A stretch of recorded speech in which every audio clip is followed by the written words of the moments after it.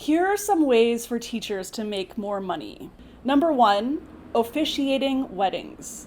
In most provinces or states, it's reasonably easy to get a license to officiate weddings, and as a teacher, you're probably already good at public speaking. It's a natural fit.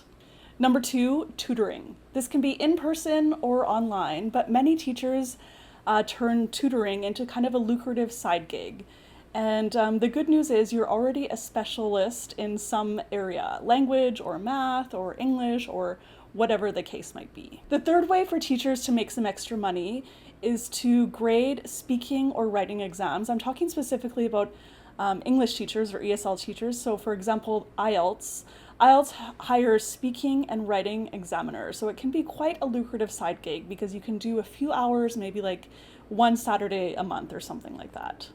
The fourth way for teachers to make some more money is to do material preparation.